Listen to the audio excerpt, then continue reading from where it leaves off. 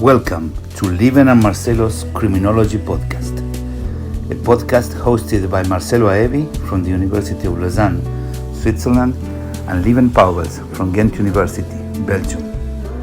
We aim to draw a map of the state of criminology across Europe through the words of contemporary criminologists. How is criminology defined and taught? Which are the main lines of research? Which are the main schools of thought in each country? These and many other questions are answered here by fellow researchers who share their vision on the development of criminology in their countries from its beginnings to the second decade of the 21st century. If you want to know and compare their stories, stay tuned.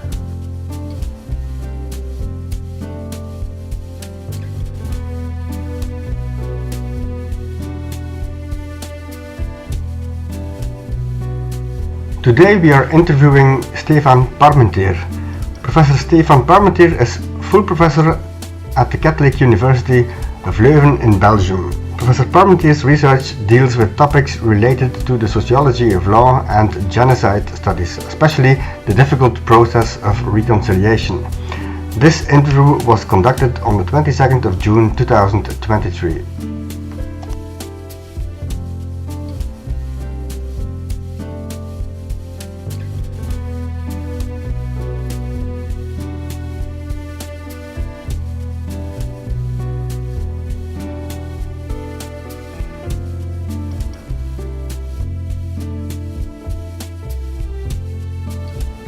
So, welcome Stephan Parmentier to our podcast. Thank you for joining us. Welcome Stephan Parmentier. Thank you for joining our podcast. We are very honored to have you here today. And so I will ask the first question. Usually is Lieven, but as we're talking about Belgium, we would like to go with you and to tell us a little bit how do you think criminology is defined in Belgium, if there is a single definition? Yeah. Okay, well, good afternoon to both of you, first of all, and thank you very much for the kind invitation to have me in this show, this podcast series. Actually, I should start by saying that I'm not a criminologist by training, which sounds a bit strange, but I have been teaching in the educational program of criminology for quite a number of years. But I'm a lawyer and a sociologist by training. And my entry point into criminology comes by the through the angle of sociology. So I'm teaching sociology of crime, sociology of law, and increasingly have developed also a keen interest in human rights, which is, of course, a new angle, so to speak, through which criminological disciplines can be defined. To come back to your real question, how it is defined, well, I can only speak for myself in trying to put the major features of criminology in Belgium. I would actually try to point at two elements. One is to say it is quite developed because it's fairly old. Old, of course, in relative terms. It's not as old as many other disciplines, not even in the social sciences. But in Belgium, criminology has existed as a field of study, a field of research, and definitely a field of education for more than 100 years. Which is probably older than in some other countries. Having said this, it started at the University of Brussels with some circles of criminological reflection, let's say, later on research, and then also at the University of Leuven in 1929 as a discipline, let's say, to be taught to students, mostly of law and medicine at the time. So in a sense, it is fairly old. On the other hand, I think criminology in Belgium is fairly comprehensive because it has not only dealt with particular schools or particular methods or particular lines of thinking, but it tries to cover the totality of criminological knowledge, I would think, with varying degrees of success, undoubtedly. I'm sure more can be done, and Obviously, there is always something which is not covered, thinking in particular of green criminology. I think that's pretty much undervalued for the moment in Belgian criminology. Also, criminology related to gender, I would say, is probably not that developed. But most of the other disciplines and subdisciplines and angles are pretty much covered. So, fairly traditional in the sense of older type of criminology with a comprehensive outlook. That would be my take on it. Thank you. And so, as you have become an expert in restorative justice, which I provisionally would place in victimology, then you tell us what you think. Which would be the place of victimology in regard of criminology? Yeah.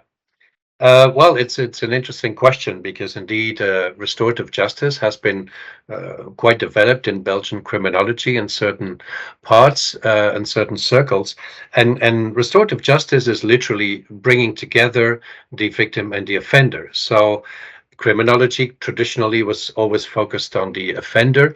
I would say only in the 1980s and 90s, victims have really come to the forefront and have gained new ground in the field of criminology.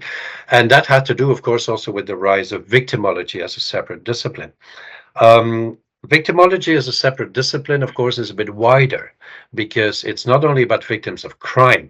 It could also be victims of natural disasters, victims of whatever kind of harm that is inflicted upon them, even victims of relational problems, of legal problems, which do not necessarily relate to crime. So I would say victimology is wider than just victims of crime.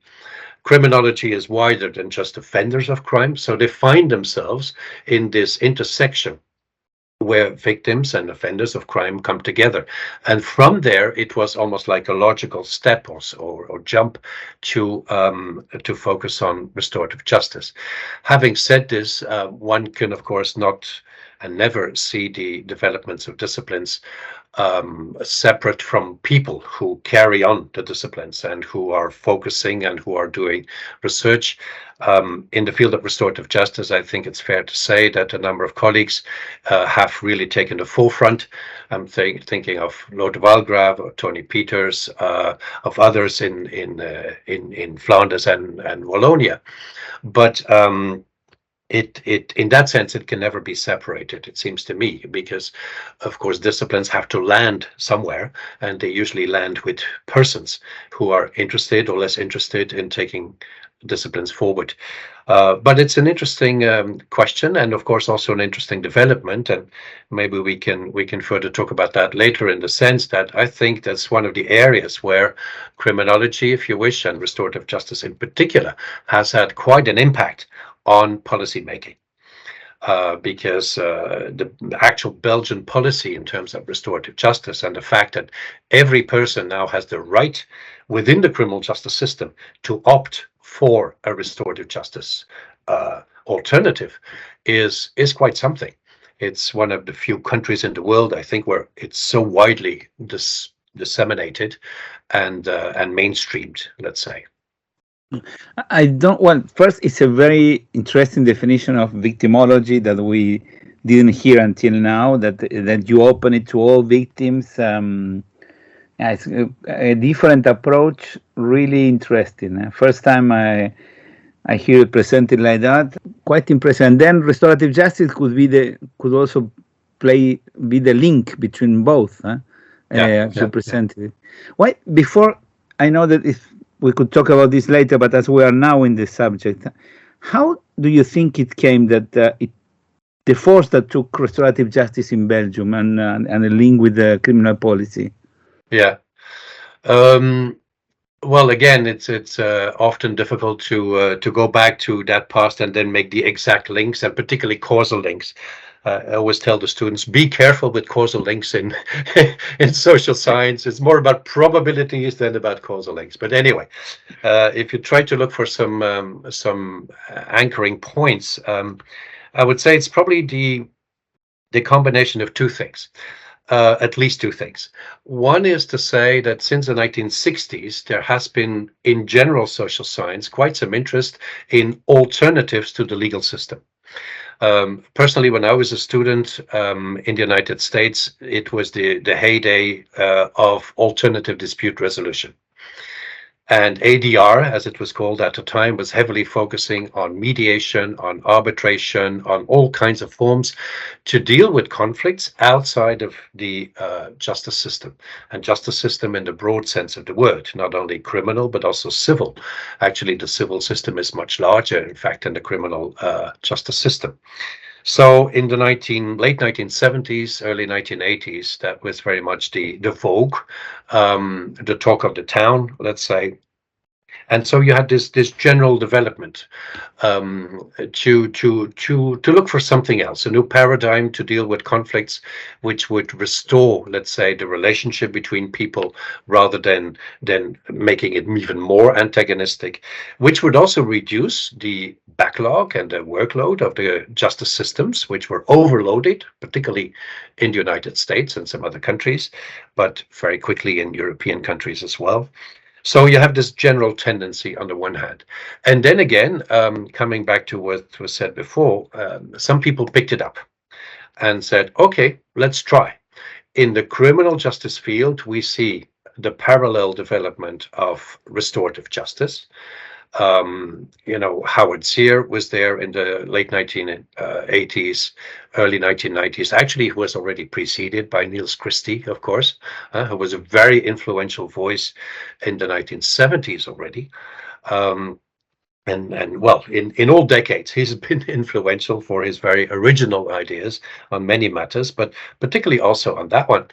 And so I can only speak for Leuven, but I see that also in other parts of Belgium, at least, this idea has been picked up. And so you had the unique combination, I guess, of Tony Peters, who came from the detention area, the corrections area, then moved into victimology, and all of a sudden saw the interconnection between the two in restorative justice. And you had Lord de Walgraaf, who, from his side, of course, had been focusing on juvenile matters and juvenile justice matters, delinquency, and also saw an enormous potential in RJ, restorative justice, in order to, give youngsters a second chance, reduce stigmatization, restore the relationship with victims in the first place, but of course also with parents, with peer groups, with schools.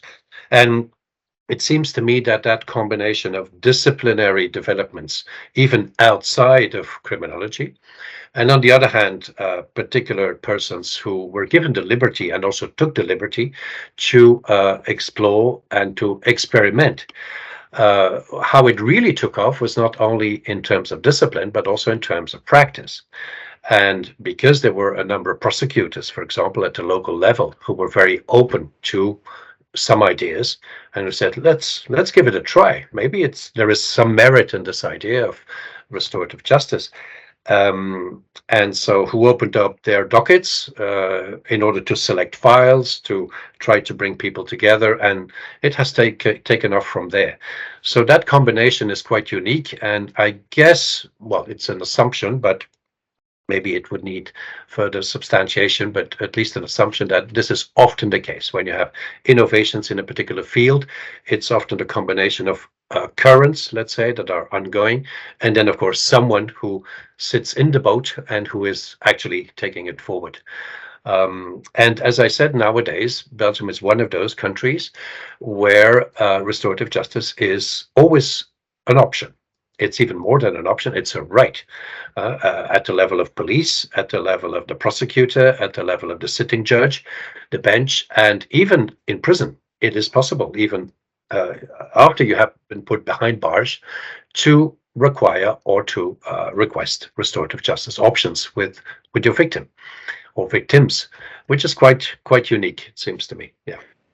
And this was introduced by law, I suppose, the criminal code, the Yeah. code of criminal procedure. Yeah, Yeah, yes, it was. It was. Finally, of course, after many, many years, it took first pilot projects, then serious evaluations, then lots of discussions at ministerial levels, and then indeed legislative changes. Usually, that's is what happens. You first create a certain space within which one has to defend or justify innovation, and that innovation is then, if it works well, being taken forward and through legislation. It's rarely the other way around. It would seem to me that legislation first comes and then you start experimenting, because the legislatures have to be convinced, of course, that it's worthwhile. And it very rarely, it seems to me, are they just going to import something from abroad without having tested it or without having checked whether it would work.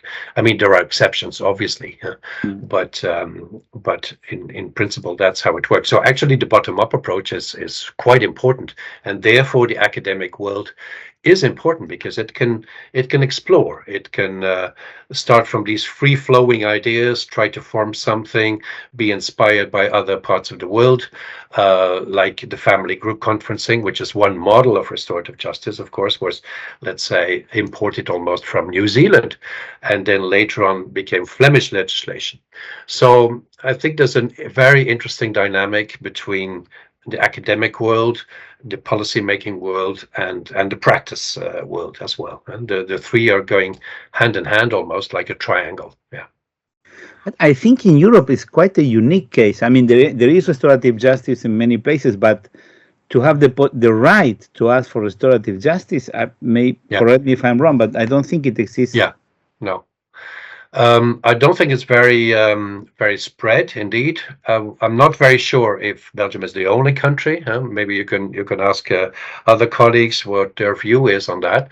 But it's definitely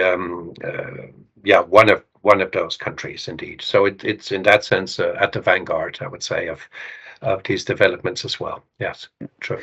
And what's interesting is that you're having a lot of impact also in Latin America. Well, in Argentina, yes. Maybe you can explain that, because it's an interesting link. Yeah. There is always in criminology there is this new idea of criticizing the mainstream criminology for not taking into account the global south, but in that case it's completely different. In the case of restorative justice, and you created a lot of links there. Well, yeah, I think there are several developments here. So first of all, restorative justice, of course, is a paradigm that other countries and continents are also familiar with, and some are really interested to take it forward. In fact, first there was this idea of an African network on restorative justice, and it does exist, a bit modeled after the European network, which is called European Forum for Restorative Justice. And more recently, Latin America has also taken this very seriously. Again, there were some dispersed developments which are now brought, let's say, under one umbrella. And that umbrella is probably going to become a Latin American forum for restorative justice. So also that network creation is very much underway. So this is one element. Of course, on the other hand, there have been contacts with Latin America for many years through my colleagues in Ghent and Brussels and Leuven, and also the French-speaking world in Belgium. Personally, I've always been quite interested in Latin America, by interest, literally. But I've been trying to focus, of course, in my work a lot on human rights, and particularly on serious violations of human rights, which today is subsumed under the more general heading of transitional justice, namely when regimes are changing literally from authoritarian to democratic, or from war to peace, what to do with the past. Some call it dealing with the past. The Germans use this long word Vergangenheitsbewältigung.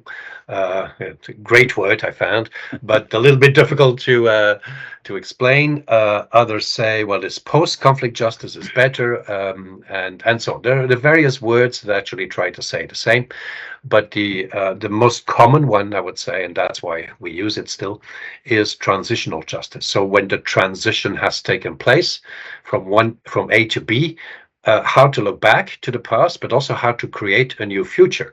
It's not only about punishing, it's also about allowing victims to move forward, repairing the harm in order to provide them with new resources to build up their lives.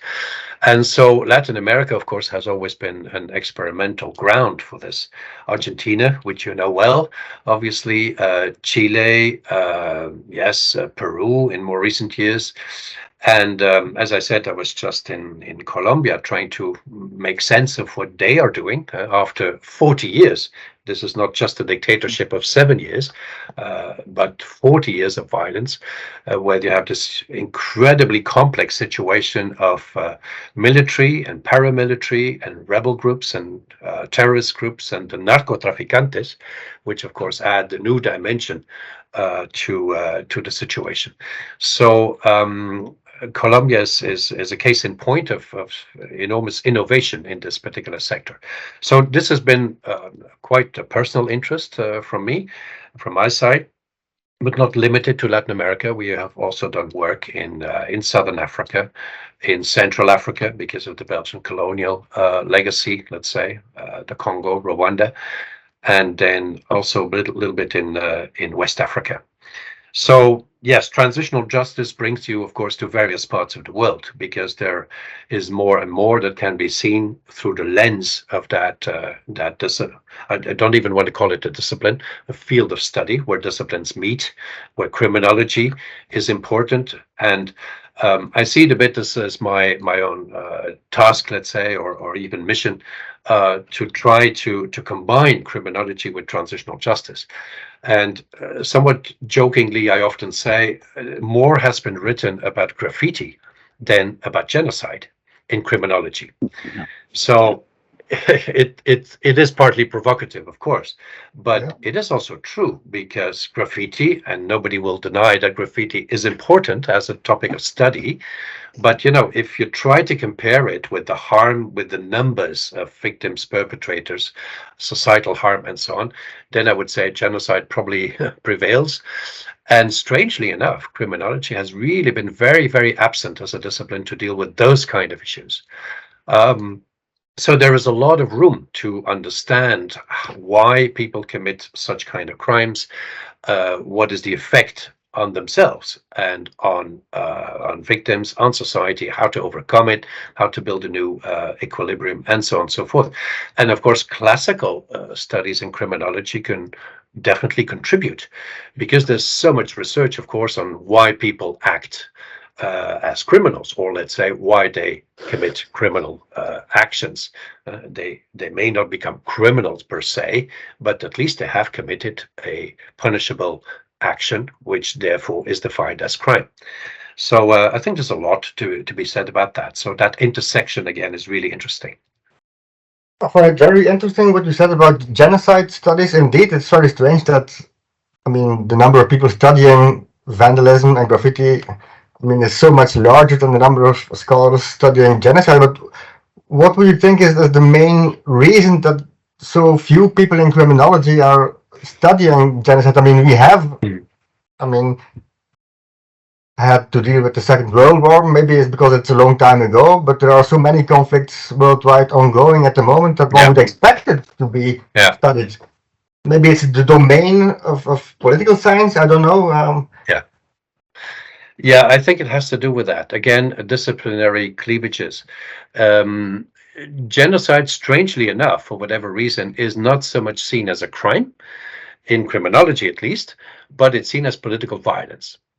Political violence because of a specific group being persecuted, haunted, chased, and what have you. And because of that political connotation, it has always been in a different discipline, let's say, namely in political science. And there's actually quite a lot in political science that deals with genocide. There is where the real genocide studies are. That's also where the real terrorism studies, or at least the early terrorism studies of the 1960s and 70s are. And so, yes, I think criminology is only now, today, and maybe 10 years ago, coming to grips with the fact this is really about crime. It's not only about violence and in some undefined way, it's about a crime. And therefore, the lawyers, of course, are instrumental because they have made clear more and more that it is indeed a crime. Not only a violation of human rights, which again is more of a neutral terminology, but a serious crime, an international crime. I think that since the establishment of these international tribunals in the 1990s, first the Yugoslav tribunal, then the Rwanda tribunal, for obvious reasons, and then later the International Criminal Court, has made many people aware that these are indeed crimes, and therefore these tribunals have been established, and therefore offenders are being brought to these tribunals in order to be sentenced. So here again, it's interesting to see how the interaction between disciplinary developments and policy developments and even practice is going hand in hand.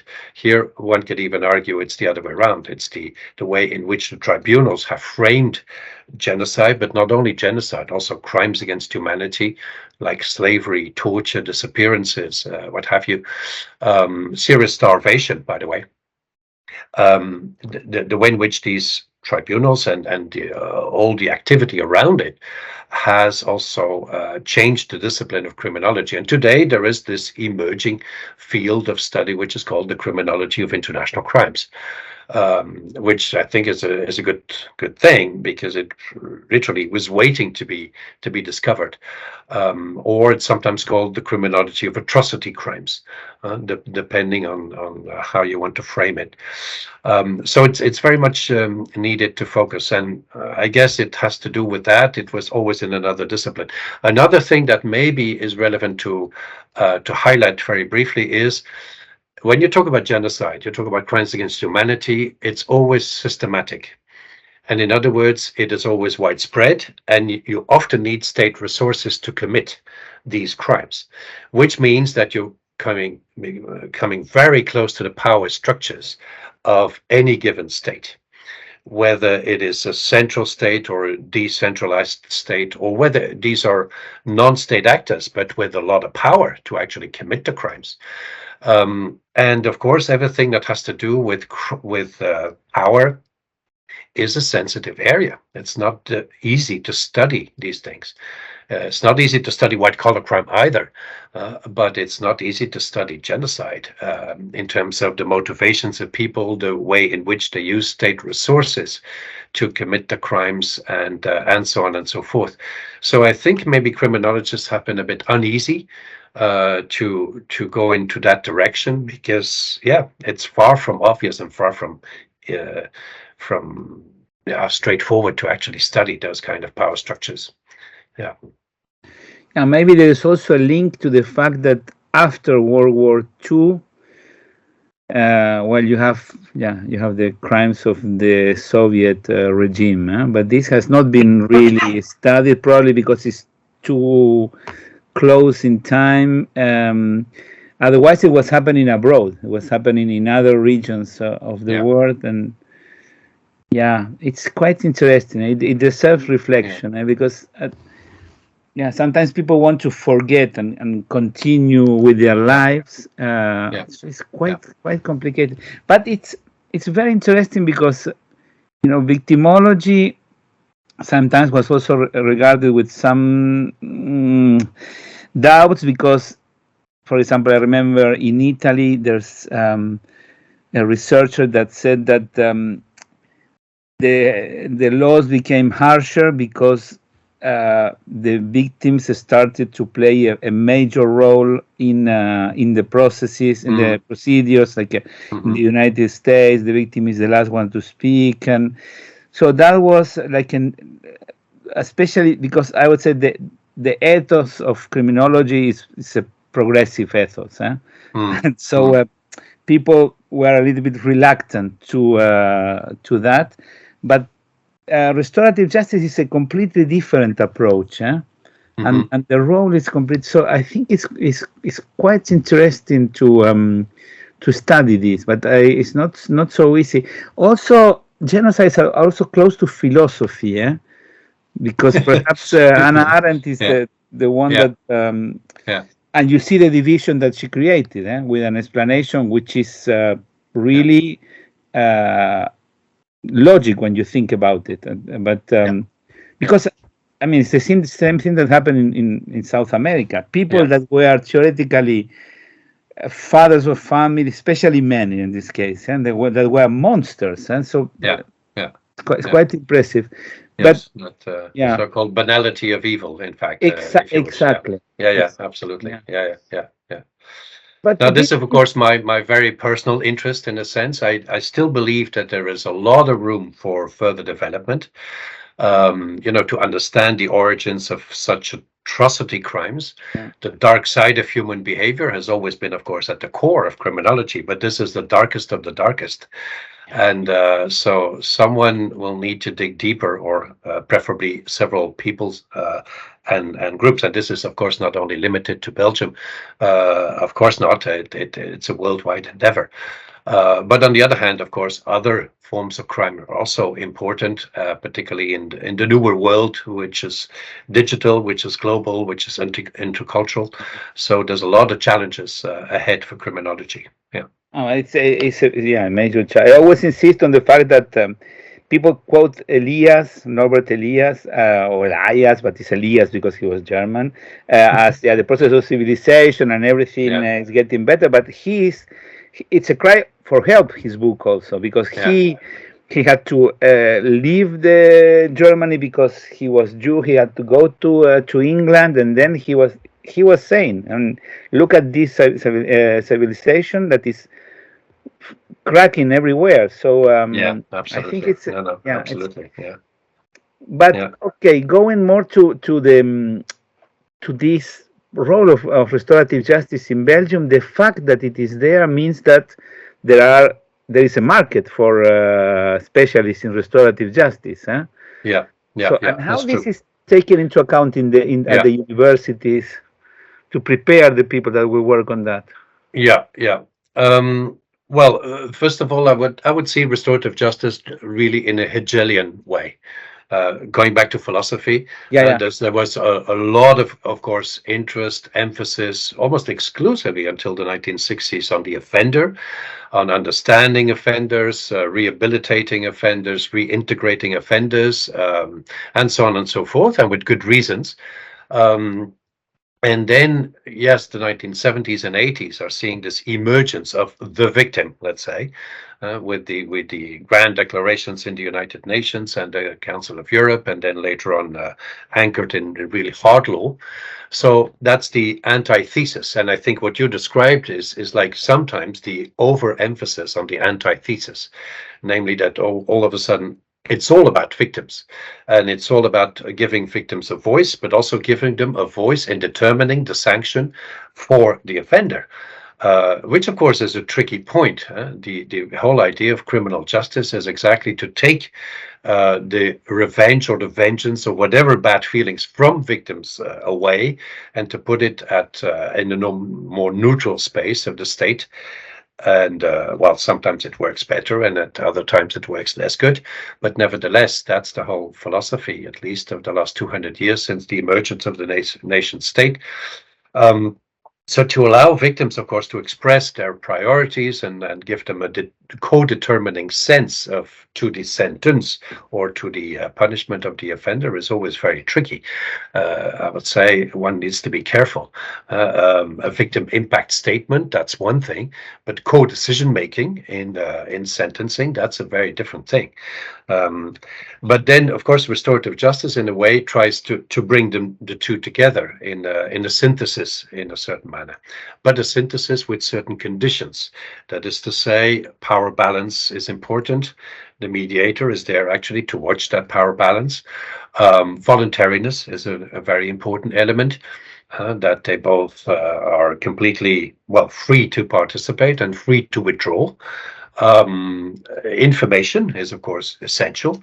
If they know what kind of process they're getting into, and maybe even can consult with specialists, because that's a new tendency, it seems to me, is that also in mediation sessions of whatever nature, whether small or larger, that parties related to the offense can consult their legal experts, usually not during the session, but intermittently during the sessions, assuming that many of those processes include more than one session.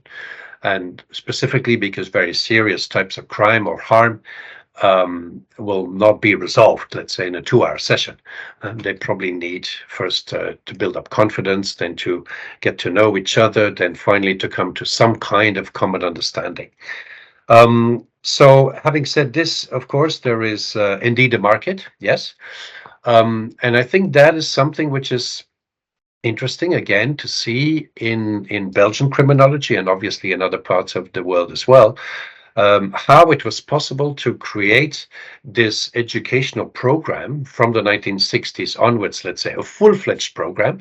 Ghent, Leuven, and Brussels have had full programs of 4 years since the mid-1960s, which was quite a risk to take for the then designers of the program, because why would people study something if they're not assured, or at least have a perspective of reaching a point in the labor market? And it has gone hand in hand. I think it has, and it's actually quite interesting to see if you talk to colleagues from other countries, like Spain, like Italy in Europe, or like other parts of the world, who say, well, it's a great educational experience, criminology, but what to do with it?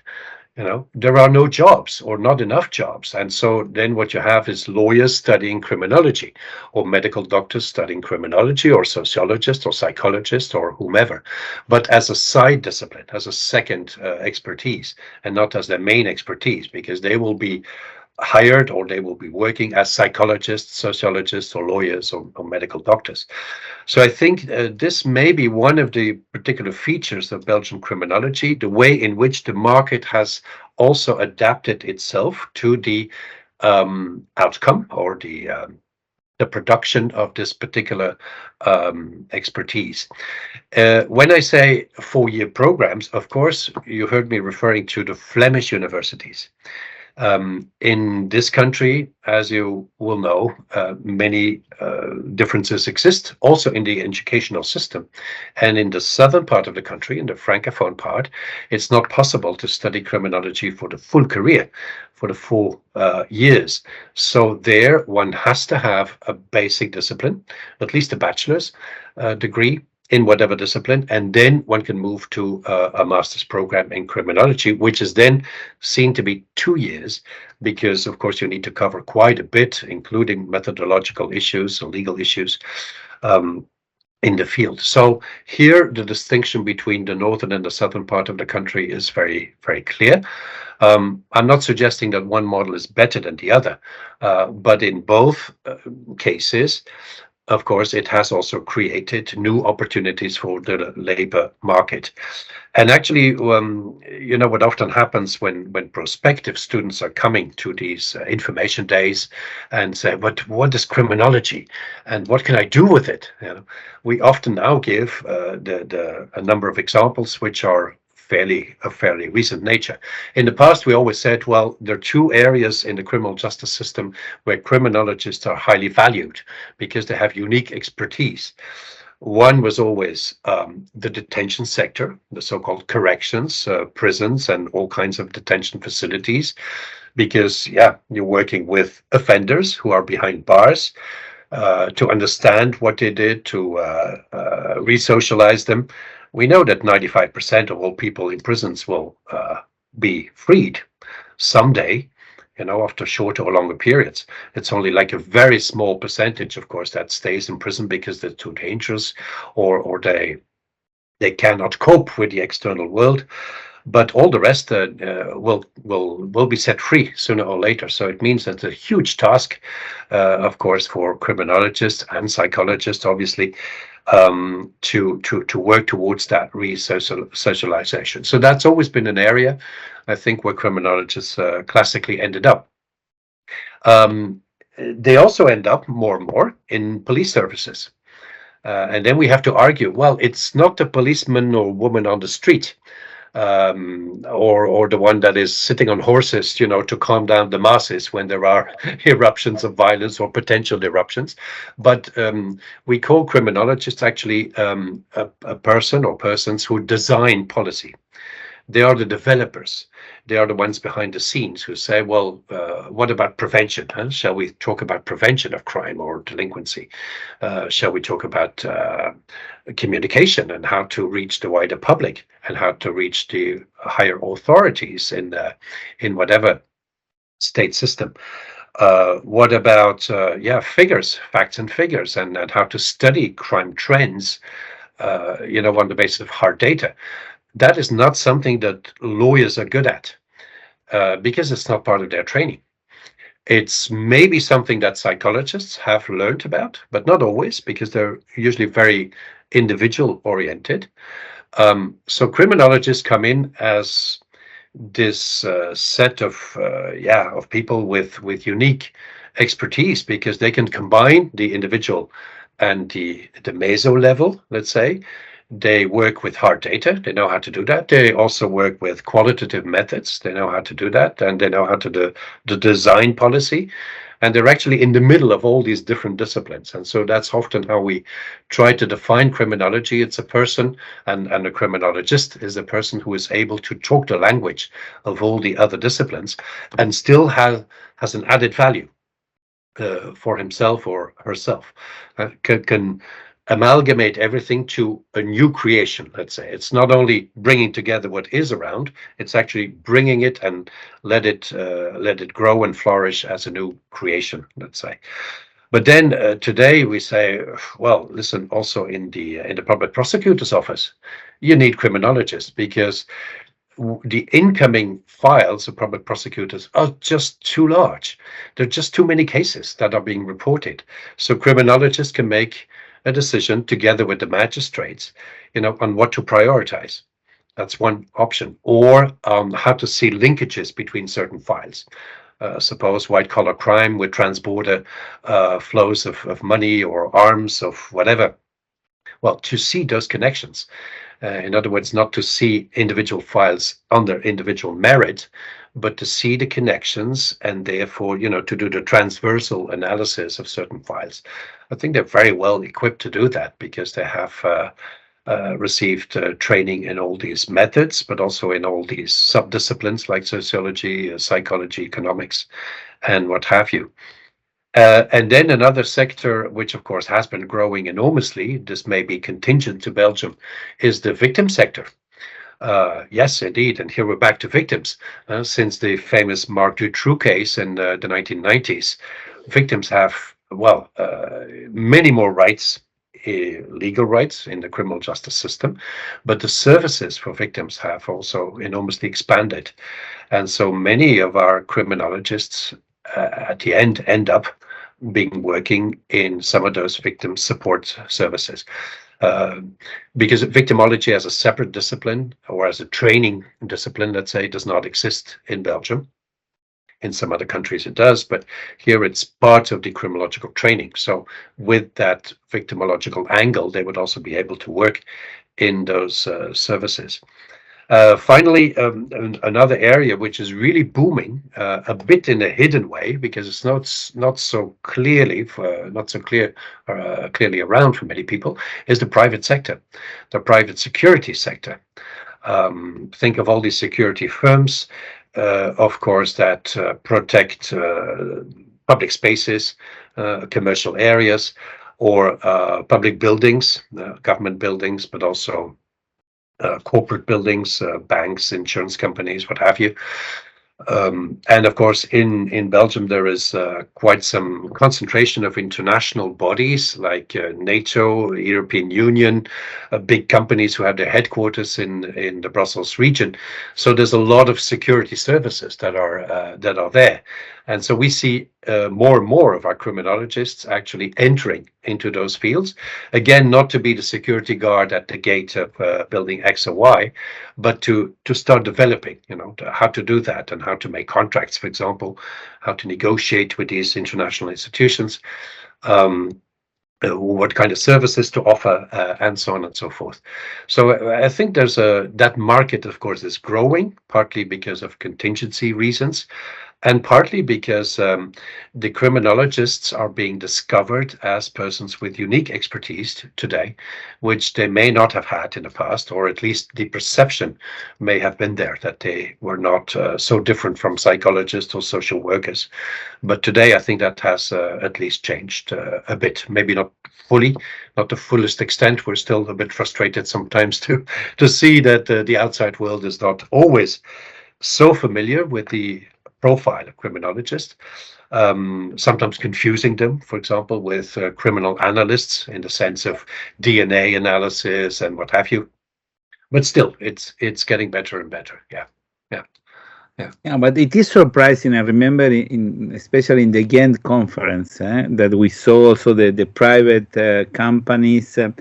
I think, having worked also in southern countries, in Spain, that the main source of jobs is the state, and so they are very worried because they do not have specific positions for criminologists. Yeah.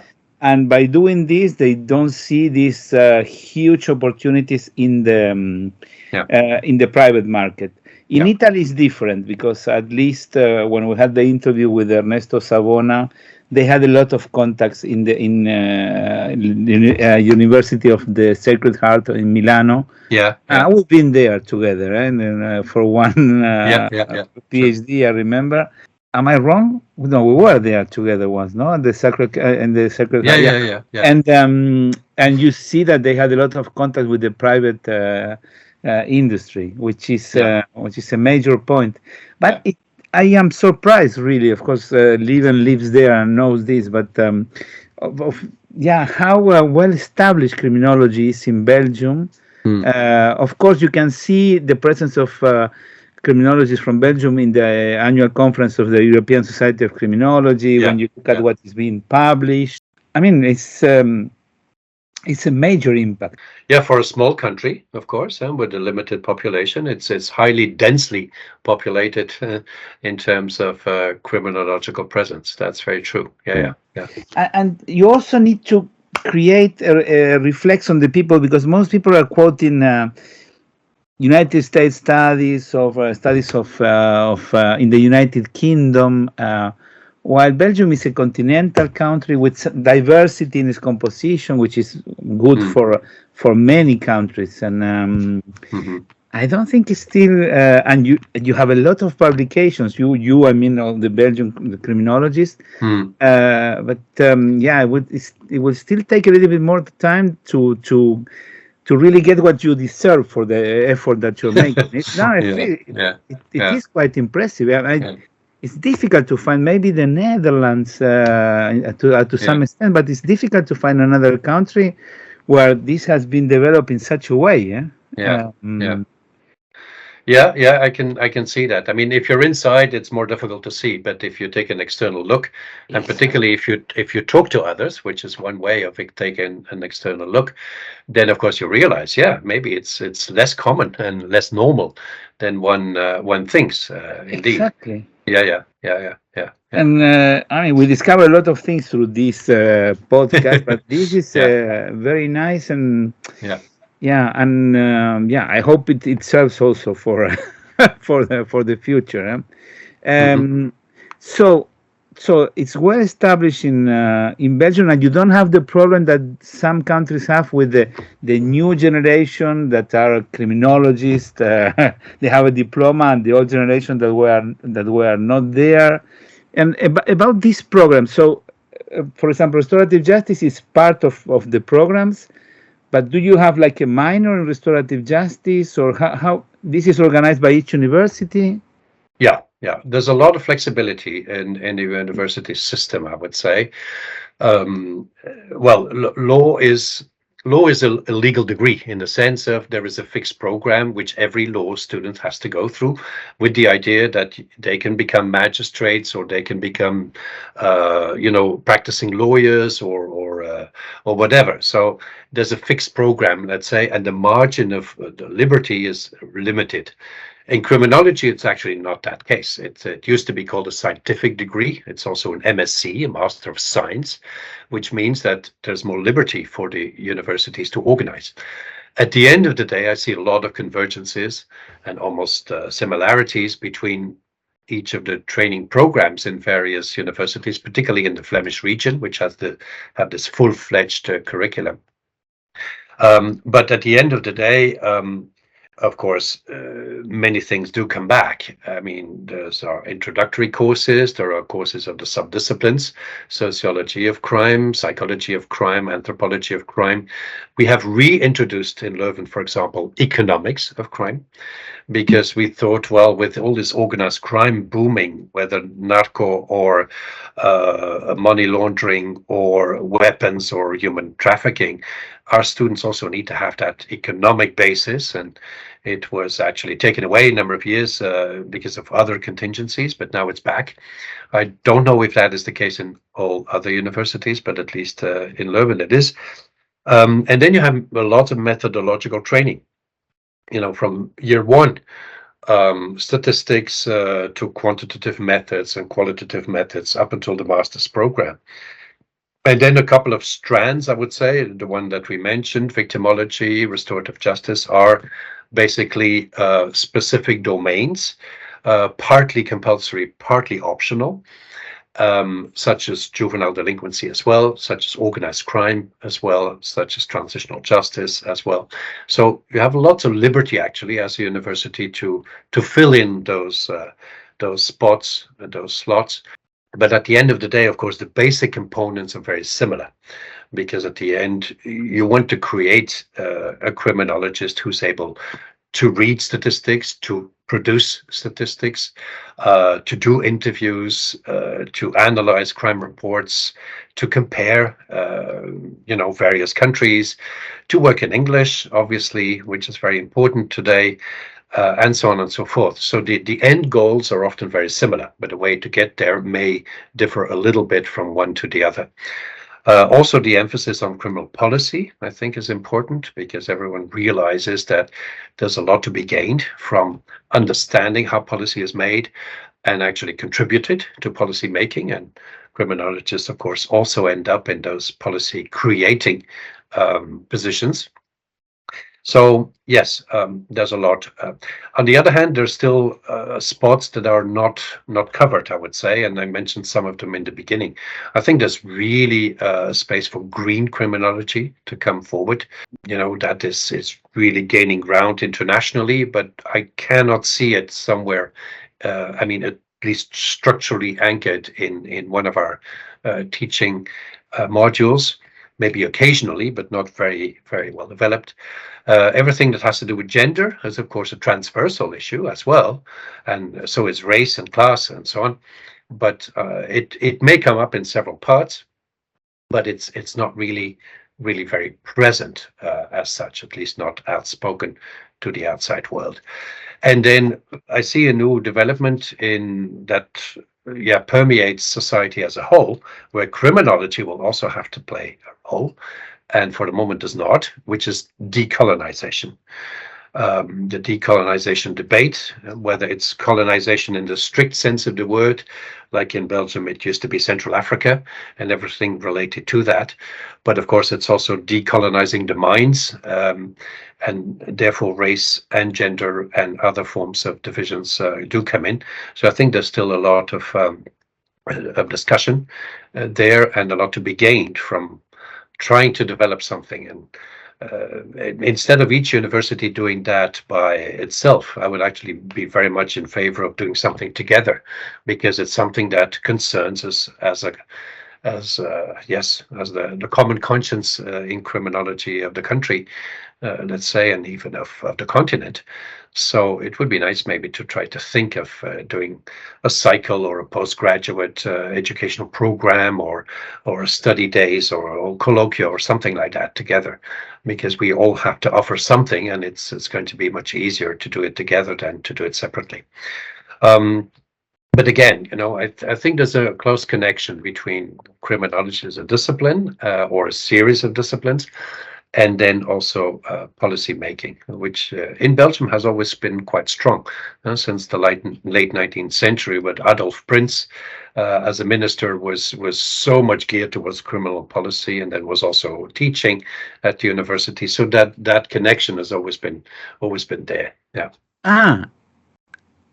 And maybe you could develop that, because for you it's clear who was Adolf Prince, and but Yeah. I'm not sure that everybody is aware of that. Yeah. Okay. Adolf Prince, I have here this wonderful book that Cyril Feyenoord, another famous criminologist in Belgium, although he is Dutch, has written. Prince is actually, let's say, the advisor of the then Minister of Justice, Jules Lejeune, and others. And Prince was very instrumental in developing that idea of scientific criminal policy.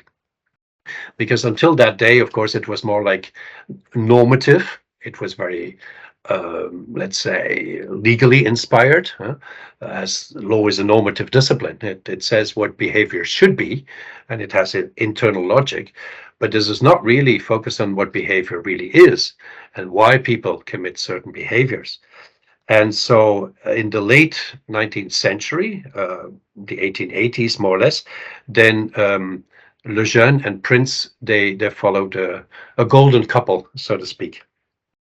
So Lejeune became Minister of Justice, and for a long time, actually, he has lent his name to a famous law, which in every Belgian lawyer and criminologist would know, the law Lejeune, literally, which says that every person who is confined to prison sentence can apply for early release after 1/3 of his sentence. That is to say, under a certain maximum, and not if you have received lifetime imprisonment, or of course not even in those exceptional days when you had even executions, the death penalty, but for certain types of crime and prison sentences which were deemed not too high, then 1/3 would be enough. In recent years, actually, that law has been changed quite dramatically by now including 2/3. And it has to do with the punitive turn of the 1990s and the early 2000s, which you can, of course, always see in other countries as well. So the more punitive element has pushed the government, let's say, to revise the law Lejeune in such a way that now only after 2/3 of having served prison sentence, people can apply for early release. So Lejeune was one of those who was really interested in humanizing the criminal justice system in its all of its facets. And of course, Prince was one of his advisors, and was the one who would provide the, let's say, the scientific undercurrent, the scientific infrastructure to do so. Yeah. So that's why they call it the golden couple, let's say. Prince was also very much, how shall I say, involved in international affairs. And in those days, of course, criminology in Belgium was a francophone exercise, not only in terms of geography, but also in terms of language community. All of them spoke French and actually functioned in French. Even the professors in Ghent and Leuven, they spoke French, because that was the international scientific language. And so from that perspective, they easily got in touch with the francophone communities abroad, in France, obviously, in Switzerland and other parts of Europe, since that was the lingua franca of the intellectual world, was French. So they set up the Association de Droit Pénal, AIDP, or at least they were involved in that. They set up the Société Internationale de Criminlologie, International Society for Criminology in Paris. And so all of them were quite early on involved in these international circles. And maybe that's also an influencing factor that should not be underestimated, because they met their colleagues, they met their peers who were inspectors of prisons, who were professors, who were ministers, who were high up in the hierarchy of the criminal justice system, all over Europe at least, and sometimes even beyond. Latin America has always been quite active in those international circles from the very start. Excuse me. And so, in other words, they brought these ideas. They disseminated their ideas from Belgium into other circles in the world, and vice versa. They brought new ideas from other parts of the world into the Belgian system, including the academic system. So I think there's a lot of mutual influences, and again, a very good demonstration on how mutually reinforcing and mutually fertilizing these international contacts can be, including also the contacts between policymakers and academics. Yeah. So quite impressive this, and he was teaching in ULB. Yeah. Which branch? Law? Yeah, most of them were actually lawyers at the time with an interest in criminology. And he, being the Director General of the prison system, of course, had a specific interest in the correctional system. As far as I can remember, he was not a criminologist, in fact, because criminology, the discipline, of course, did not exist. But obviously, he was very interested in all of that because of his daily routine and daily encounters almost with offenders and professionals in the criminal justice system. He's quite well known, at least in the Belgian context, but even beyond, because he was writing in French, and that again was a language of dissemination.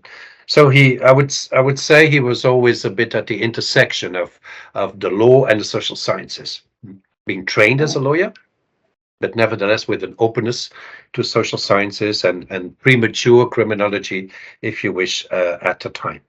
I have seen his name, but never realized he was so important. Also, this link with the political power is quite impressive. Huh? Yeah. Sometimes, for example, in the UK, sometimes it's common because they study in the same kind of colleges or universities, and so they create a group.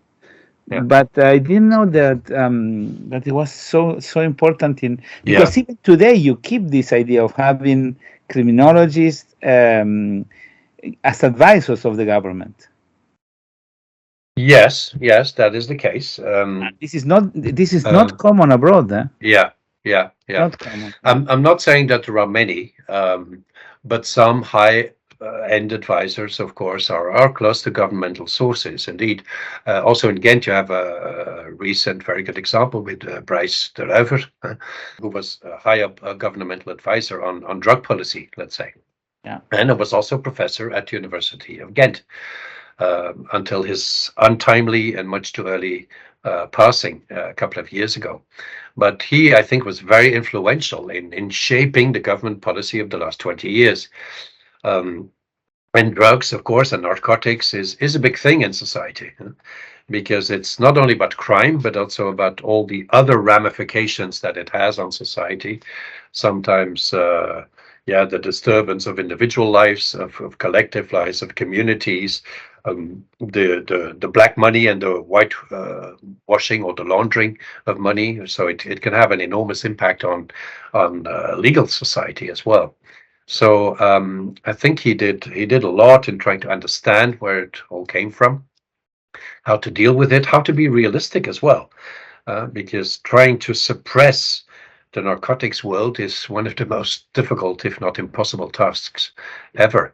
And by suppressing it only without alternatives, one is actually creating a black market, which then becomes even stronger and stronger. It's like creating a beast because you want to destroy it. So the new insights, of course, are leading us to understand, well, how to accommodate the dispense of narcotics in society, how to understand what is feasible, what is acceptable, what is not, what is detrimental.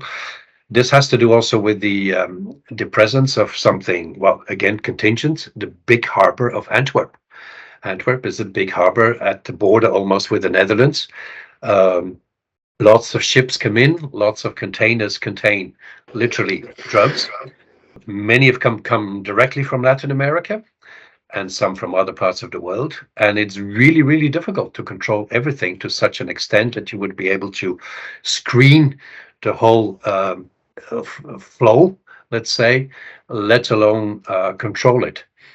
So again, I'm not a drug expert, so I'm don't want to develop this too much, because in that sense, there are many more people who are more familiar with this topic. But nevertheless, I can see why it is important to have a scientific policy advisor dealing with such kind of issues.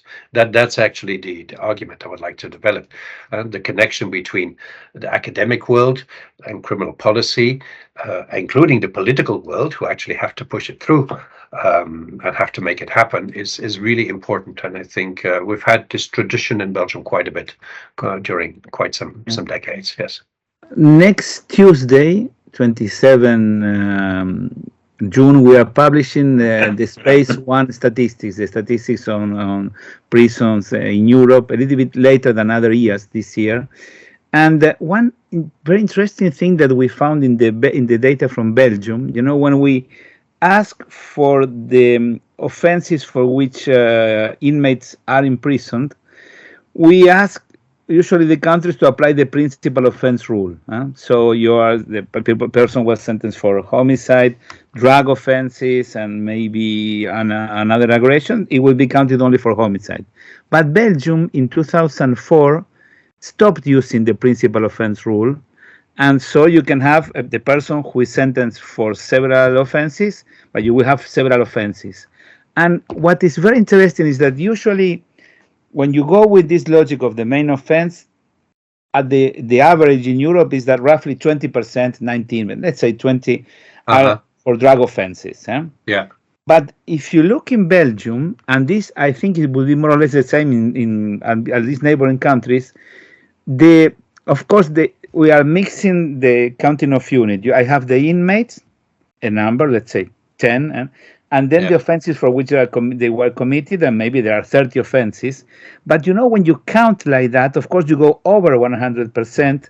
But I have the equivalent of 51% of the prisoners having at least an offense for drug offenses. I mean, I can imagine that someone gets two drug offenses in the same sentence. I'm not sure how many, but that shows the impact of drugs in this moment. And maybe because the press is not talking as much as it used to talk a few years ago, but it is still present, it's still there. Well, it's interesting that you mention it. I don't know these figures so well because, again, it's a bit outside of my area of expertise. But I could easily imagine that this would be valid, indeed. And I think it has to do with, indeed, the idea that drugs are an important element, an important aspect of Belgian life in general, and criminal life in particular. Now, counting, of course, as you know, is of course a choice, and it's a strategy on how to do that. And there, I'm afraid I have to say that Belgian statistical methods have been suboptimal, let's put it in a euphemistic way. Probably one could say weak, if not absent, because you would know, as the editor of the statistical yearbooks and so on, that often Belgium has to say we don't know. They're lacking in substance or lacking in statistics, and that is something which then runs counter to what we have been discussing, namely the presence of policymakers and scientific infrastructure. Because between Quetelet of the mid-19th century, actually in the first half of the 19th century, and today, there's a huge distance. I'm teaching on Quetelet because I consider him as one of the fathers of social statistics in general, and particularly in Belgium. And he was professor at University of Ghent. He was a mathematician by training and a sociologist, and so very well known. And the thing is, of course, that in his work, it's wonderful to read already in 1835, 1840, what he made up of those statistics, which, of course, we knew were very incomplete. They were tainted. They were constructed statistics by police forces and the justice system. But even with these limited sources, I mean, how far he went in his reasoning and trying to understand what the sources of crime were, and when crime is mostly developing and when it is decreasing. Even the idea of a life course and resistance is there. So I found it amazing, and I actually asked the students to read these texts of 200 years ago in their original language. Exactly. It's Yeah. well, you remember Auguste Comte in 1840, I think, more or less, wrote On ne connaît pas une science, on ne connaît pas bien une science tant qu'on ne connaît pas son histoire. So you don't know really a science. You don't really know a science until you know its history. And we in Lausanne we introduced a class on history of criminology with Paul Nepper, but there are many things that we're discussing in this podcast about the history of criminology show how important were these persons. I mean, the discussions about the validity of crime statistics, everything was said at that time by Quetelet de Candolle, who was a botanist here in Geneva. And then you got publications. I have read, I will not mention the name, you tell the sin but not the sinner, until in the 1960s, Kitsusi and Secorel discovered the dark figure of crime, and this is accepted like that and published, So what's going on? I mean, when you read that, it was immediately, it was published 1827, 1830, they were already saying these are the problems, and people don't know this. Exactly. There is a major problem, I think, there. Maybe the way, especially, I mean, you can read Quetelet in the original language. You don't even need a translation. Exactly. For me, it's a bit of an old French with very long phrases. It's true, but still, if you have a basic knowledge, at least it shouldn't be a problem. And I have to admit, students are not always very happy because, first of all, reading in another language than Dutch is one thing, and if it is another language, English is much more accessible to them. But nevertheless, I insist, because I think, as a Belgian in training, and definitely also interested in the history of where it all comes from, one needs to know.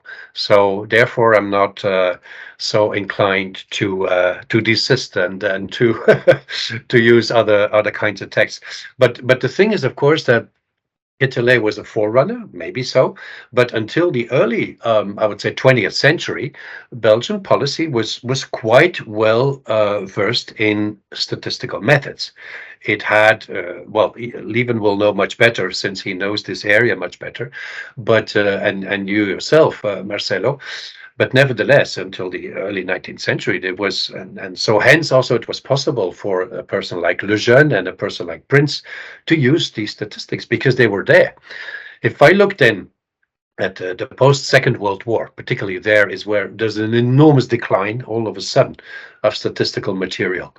To the extent where Belgium in these, international surveys and comparative studies often has to say, we don't know. You often see an asterisk or you'll see a minus, meaning no data available. How is it possible that, despite all these efforts of the 19th century, that the 20th century, which in fact was much more sophisticated, had more technology at its disposal and what have you, was not able to keep up? Luckily, I would say in the 21st century, there's an enormous catch-up movement, and now, of course, the statistics are again much better. But that intermediate period is really a problem, which is a bit of a pity because it's hard in Belgium to compare with figures of 30, 40, 50 years ago. They're not very reliant. And even when we did some research, when I was actually starting as a professor in the mid-1990s, and we did some research on the public prosecutor's office and the way in which they were dealing with cases not by prosecuting, but by, alternatively dealing with them through CEPO or through dismissal of cases, in other words, or through mediation at the time, which had to come up. I mean, we had to find the figures in each of the, at that time, 27 judicial districts. There was no centralized database. Although databases did exist, but not on those figures. They had not been put into the system. The police was first, yes, and they were quite sophisticated. And for example, Paul Ponsars of the University of Ghent had been at the source and at the initial stages of those integrated police statistics. But the prosecutor was a disaster, in the sense that there were no centralized figures. So for our research, in which we try to understand how much is it used, which proportion, and so on and so forth, we literally had to go to 27 individual prosecutors to ask them for permission to enter into their files and to start counting, literally, because they did not have those centralized statistics, not even at the local level. I mean, that was a terrible job. And then, of course, there was also that tension with the public prosecutors. Sometimes some of them said, but what are you going to do? You're going to come into our offices and actually count, and then you will see what we have and we don't even know. Things like that. So they were a bit afraid, actually, of us knowing more than them. And being able to make sense of it all, to connect the dots in all of those districts, while they had no idea. Again, many things have changed after the Dutroux case, after mid-1990s, and then all of a sudden it's with light years of difference that we're entering the 21st century in this country, where everyone starts to realize, yes, now we have to do it seriously, because the pressure of the media, the pressure of the population was growing. And I think politicians then became aware, for decent policy making, you need to have evidence, because that's the only way to move to evidence-based policy. And so then again, things started to change very quickly. I find it really interesting. It's all about that combination between academia and academic knowledge, let's say, and policy making. That's a topic here. I have read this article of your colleagues, Xavier Rousseau, Frederick Stevens, and Axel Dixon, published in Deviance et Société, about the origins of the penal statistics in Belgium. And it's quite impressive, because Belgium is created, and then Quetelet is there. 1830 the country starts, and then 1831 already there are statistics, and he makes comments. And then I think it's in this article, I'm almost sure it's in this article, they explain that the government was not very happy that he was explaining the statistics. He had to make a separate publication. And it's similar problems that you will see in the statistics that were publishing on Tuesday. We put the comments separated. We didn't have any pressure about that, but I thought, let's give some comments, because this is a moment of where there are a lot of tensions in the continent, and sometimes the figures can be used in many different ways, Of course. No. Yeah. Well, I'm looking forward to seeing them published, at least. That's part of the transparency, of course, what we need in scientific knowledge base. Yes. But I mean, in this, to finish this history of the curriculum in criminology, you mentioned all these fields. We mentioned also history, which in my opinion should be mandatory. There is something that people talk less. I'm not going to ask you, do you think we should include philosophy because then I'm forcing you to say, philosophy is important. But my question is, why philosophy disappeared? Because I am almost sure that in the early programs, probably there was something. The universities gave a more humanist view of the world. And I think that this helps also. You mentioned decolonization, which of course we should study. But I read this book by Anthony Paget, Peoples and Empires. It's the history of the civilization through different empires, which were all, now we call colonization only what the Western did. But I mean, the Muslim expansion until up to Spain was also some sort of colonization in a different way. Yeah? Of course. And I think that we have become a little bit like ashamed, which is typically from a Judeo-Christian tradition, even if now religion is losing weight. But I mean, where do you get the ethics? If philosophy is not there, religion is not there, and then you get the postmodern view that relativizes everything. And I have the impression that this is something that I don't understand why we lost that. Yeah. I'm not sure how it is in other universities. Let me start with this one.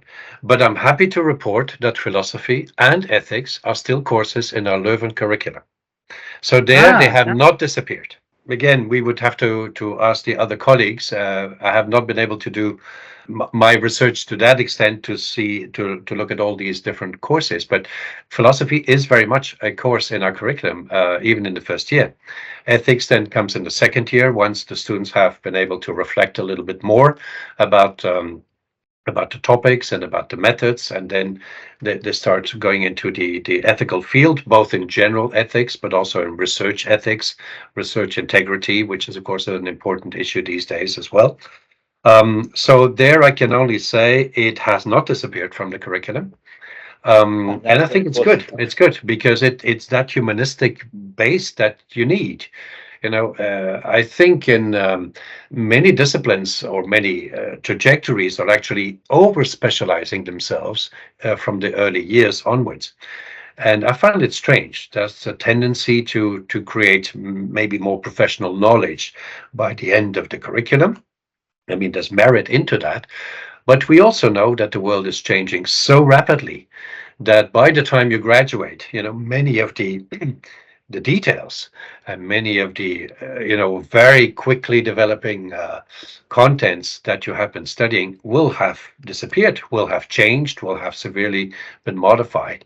So I think it's very important to train people into the basics, into the basic pillars, and into the heuristics, into how to find knowledge, how to make use of knowledge, and how to create sense on the basis of knowledge. And anything else that is more professional will have to be learned on the job on the one hand, and then of course continuing education on the other hand. The world is not standing still. In 5 years, who knows what artificial intelligence will tell us about the world of crime and the world of victimhood. But does it make sense to learn all of this now? I guess not. It's too early, and it may be too detailed for what we will need in 5 or 10 years from now. Back to the basics in a certain way is important, it seems to me.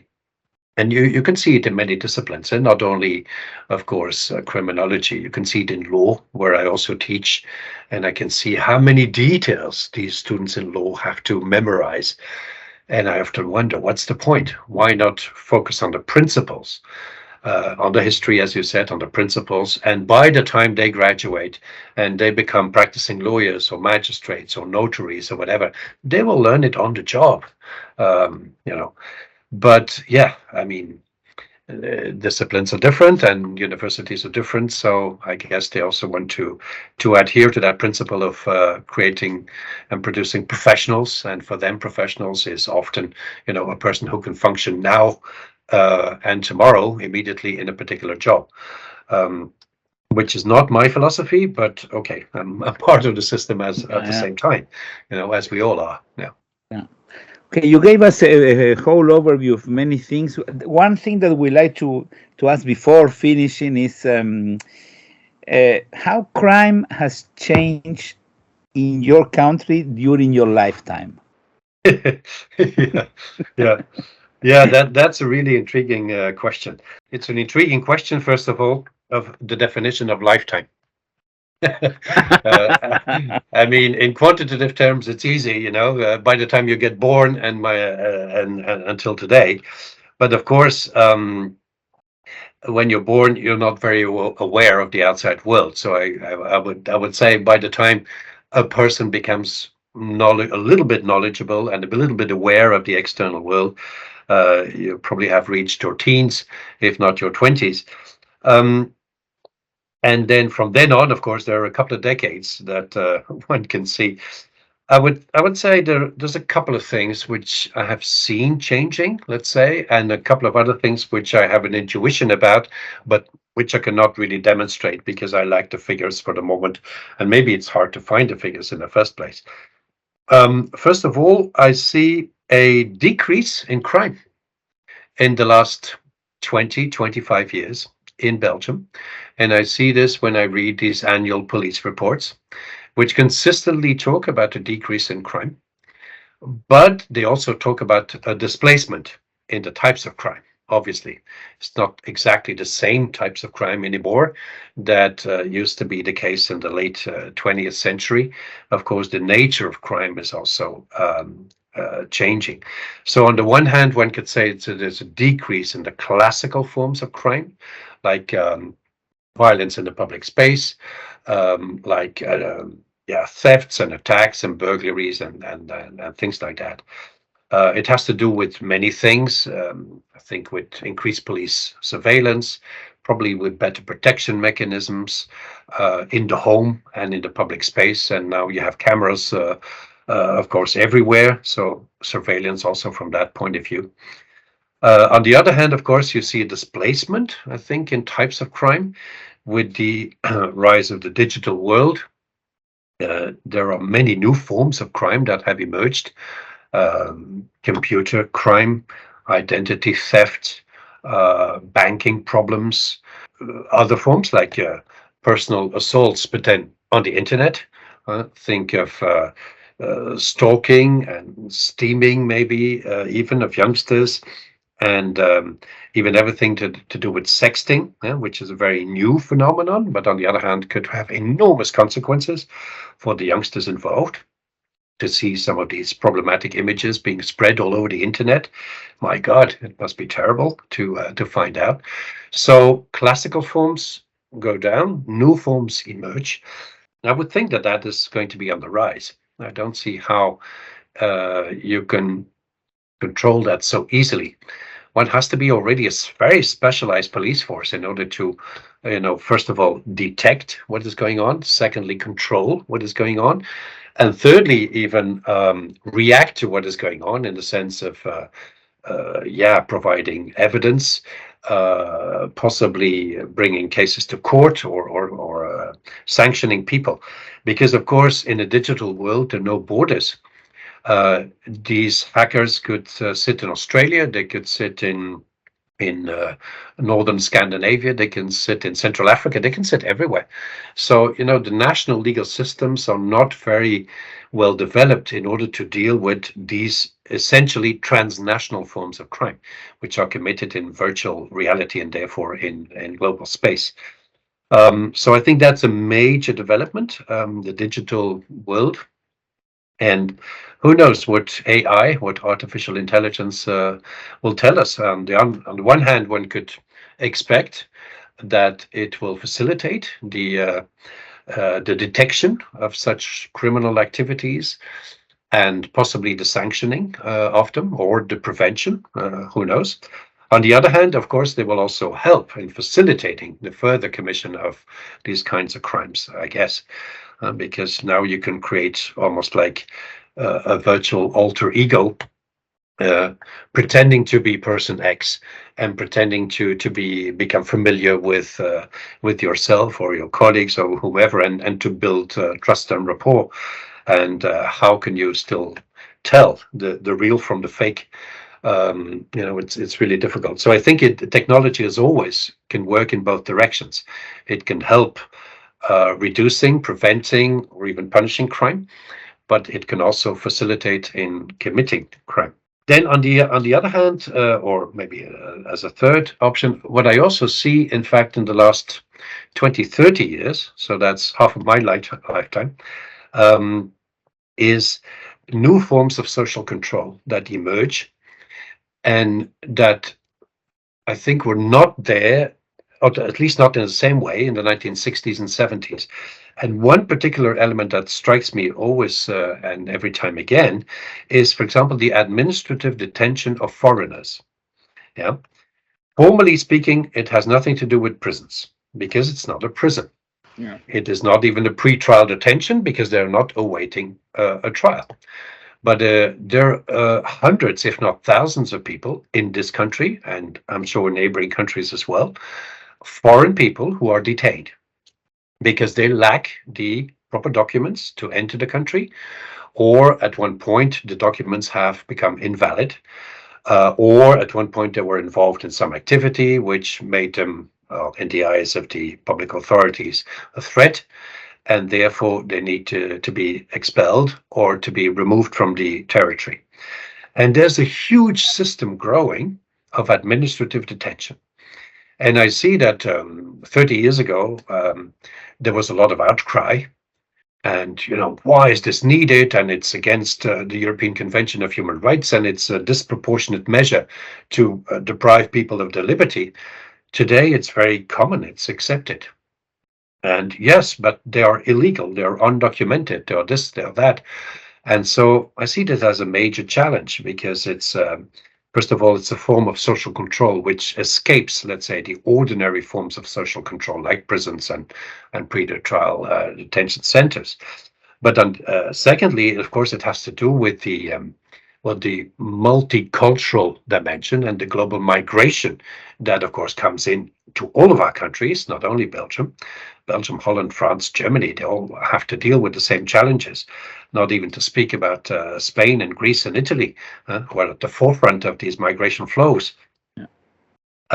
And I think that could be a destabilizing factor in society if it's not sufficiently recognized in the future.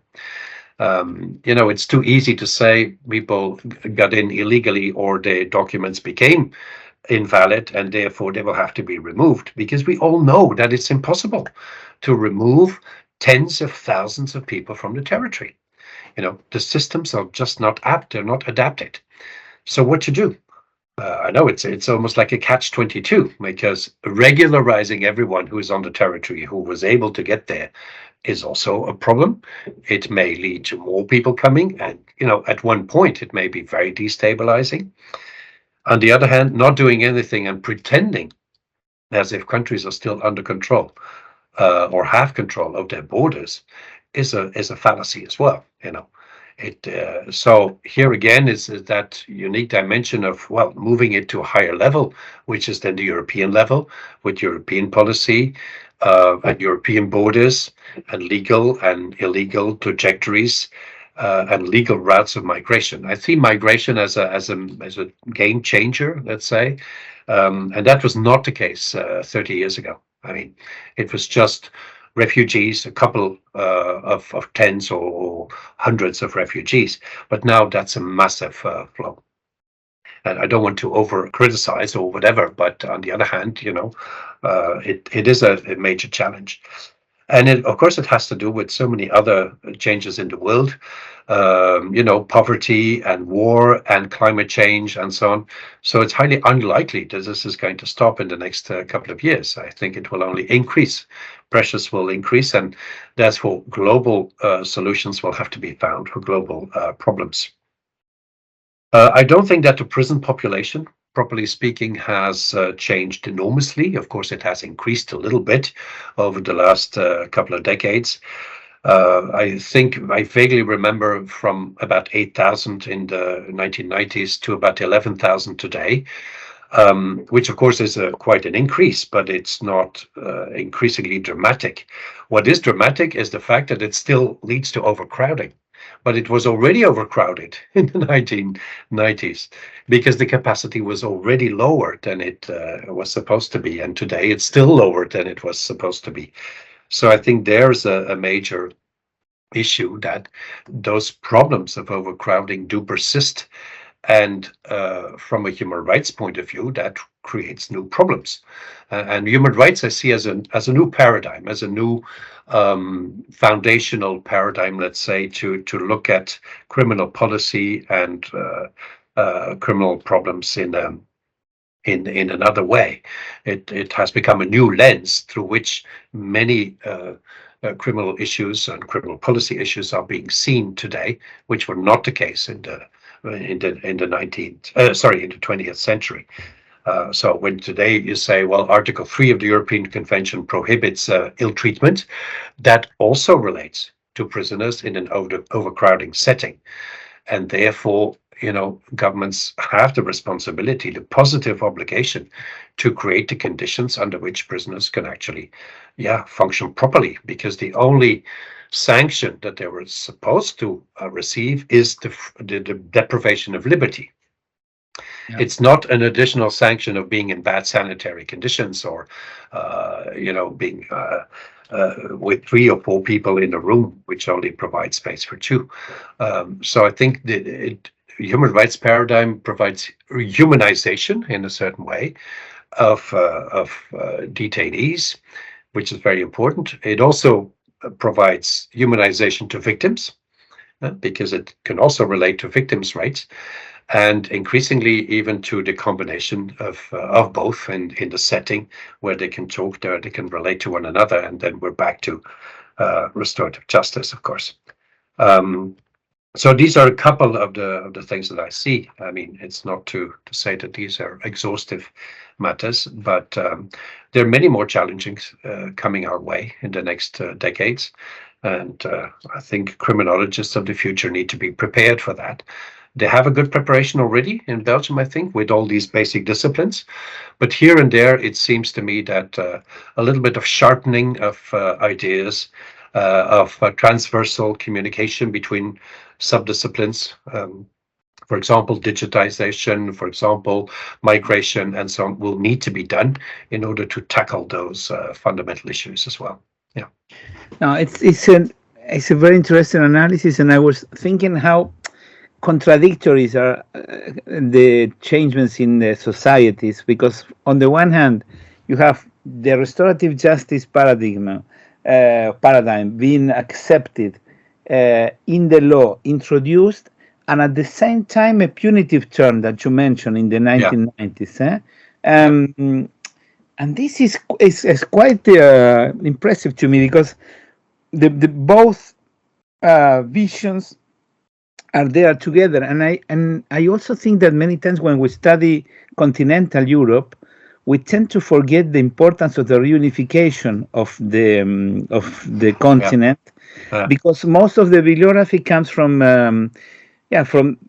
maybe from the US, for example, and there, or even UK, they keep talking about Thatcher and Reagan, which of course changed their lives in the 80s, but in the continent, it's a little bit different, and you mentioned different issues. The issue of ethnicity and how this is dealt with. I think that sometimes we are responsible of not explaining well how this works. And I don't see. I'm a little bit worried about the situation in general. The growth of extreme positions. Nobody's trying to build bridges. Yeah. So these ones, they think like that, they are communist, and these ones, they think like that, they're fascist. Instead of trying to understand what's going on. And this, I can see it even in academia. That's rejecting very true. People. That's very true. And actually the social media are not so conducive to to bridging those gaps. On the contrary, actually they lock people up in their own positions, because through AI, then at one point you only see people who think along the same lines as yourself, and you're only offered content which goes in the same direction. So it reinforces your own idea rather than challenging it. And also the megaphone functions of platforms like Twitter and others, where things are becoming so simplistic as not to be realistic anymore, because complex problems can never be addressed in a simplistic manner. Complex problems require complex solutions.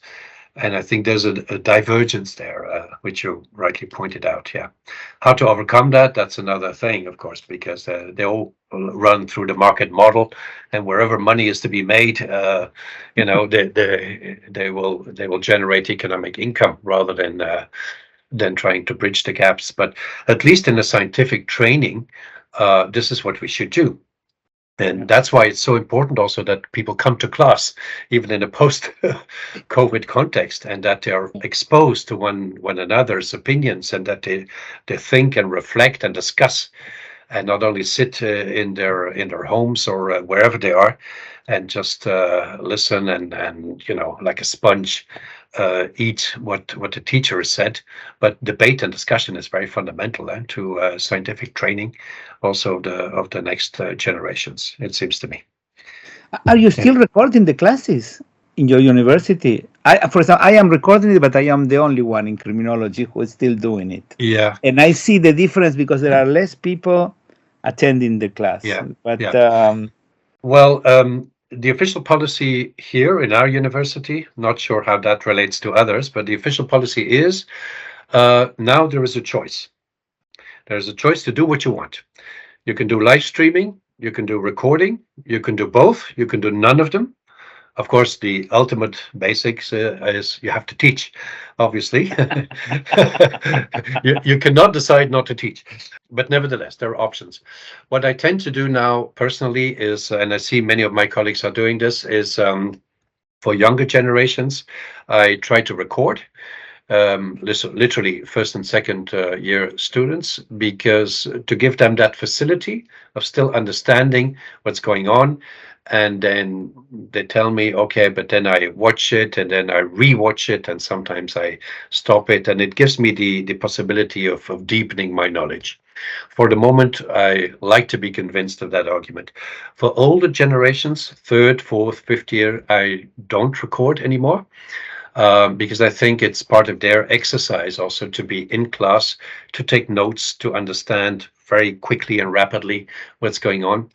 And that's part of the exercise as much as talking about content. So personally, I have divided this two-pronged approach, let's say.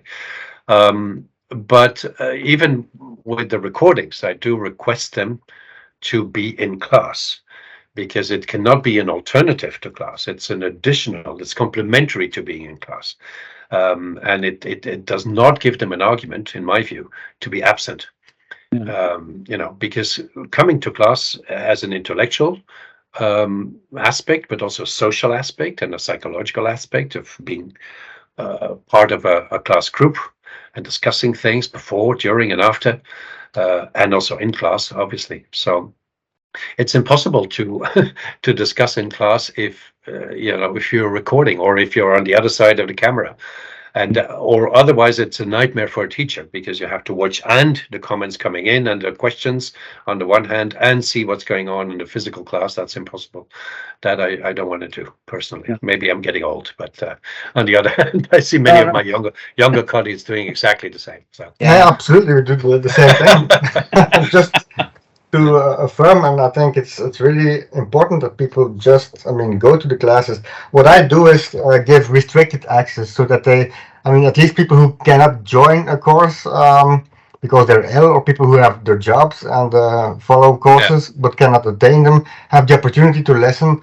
But before the exam starts, they have no longer access. Oh yeah. So right, people need to learn the courses and prepare the material whenever I'm teaching, and they don't have to ask me questions when the course is done, because otherwise it's also difficult for me to conduct my research and other activities. Of course. That's a good combination. It gives some liberty and still urges them to be there. Yeah, exactly. Yeah, it's become a bit too easy to stay away. So we really need to get them back into the system. Absolutely, it's not easy, but okay. Let's keep on trying at least. Yeah, and about the consequences, it's just to. What my impression is that the good students, to call them I don't know if good or good is maybe not the best word, but. The students, the best students, become even better with the recordings, because they go back and they hear them or watch them more times. So the best become better. And then there is a huge distinction with those that do bad, because they do not attend the class, and it doesn't mean that they're going to hear them, because exactly. If you give 4 hours a week after 14 weeks of classes, it's 66 hours of absolutely. So it's almost impossible. I don't know if you have seen something similar. It's much the distribution is not so normal as it used to be. I have more people in the extremes of the distribution. I don't Okay, know if that's it's interesting. something. I cannot confirm that I have seen it, but I have not actively been looking for it either. So maybe with some more systematic analysis over the years, one would come to similar conclusions. That's possible. For the moment, I cannot say so, but it's true that the less confident students would, of course, see this as an invitation to postpone. And then to postpone it until the very end. So in that sense, also a time limit to recordings is really important, that you say, okay, you've got 2 or 3 or 4 weeks, but then it finishes, it disappears. So at least you have to keep up with the material a little bit, because that's equally part of the academic enterprise. It's forcing yourself to be self-disciplined, and actually at the end of the day to be interested in the materials that you're going to be taught. I know that not everything is equally interesting for everyone, but at least, why did they choose criminology? Because they want to know something about all these aspects of crime. So if you're not interested, well, maybe it's better to do something else then. So it's that constant juggling around between content and didactic methods, and then in-class discussions and what have you. Which of course also relates to capacity. I mean, I would love to break up my large classes of 300 in small groups. Of course, I would love to, but who is going to do that? I can't do it myself, and I don't have enough personnel or let's say assistants to help me out there. And that, I think, well, from the more internal organizational point of view, becomes a major challenge. Also in systems like ours in Belgium, which do not have any selection criteria in the beginning of the academic career. Basically, anyone with a secondary school degree can enter university. There is no selection except the selection which is taking place in the first and second and third year, based on merit, of course. But by that time, of course, large groups have passed through the system, and it's really hard to break them up in smaller groups. And to provide them with more discussion material and more discussion options during class. So that, I think, is a challenge from a more organizational point of view, because numbers are growing. In Leuven only, we have, well, now about 850, if not more, students in the 4 years of criminology. And in Ghent, I think it's even larger. And, in the master's program, we end up with 180 students, but all of them need accompaniment during their master thesis project. But the staff is not growing, or is hardly growing, but the numbers of the students are growing. So the disparity is growing on an annual basis, and that's a real challenge in terms of workload, of course. Yeah. The student-staff ratio, that's the major issue for the future, I think. The student-staff ratio, exactly. Yeah. Lieven, I don't know if you have any other question. I think we went over our main topics. We did much more, actually. So I think we not only covered the main issues, we have an interesting conversation on some details of criminology in Belgium, which were not addressed in other interviews. So it's very detailed, so we can round it. Thank you very much, Stephan, for joining us. Yes. It was a pleasure. As Lieven said, you added things that were not mentioned, and we also were able to develop this restorative justice approach. So I think someone could make a PhD about criminology in Belgium, combining different interviews, and get a lot of information. Yeah. So, no, thank you very much for the invitation again, and for asking all these interesting questions, because of course they provoke all kinds of thinking. Some was prepared, but others were developed on the spot. So obviously it's always interesting to engage in interesting discussions. Thanks a lot, and I hope to have contributed a little bit to criminology in Belgium. Absolutely. Yes, you have. Thanks a lot. Okay, thank you very much.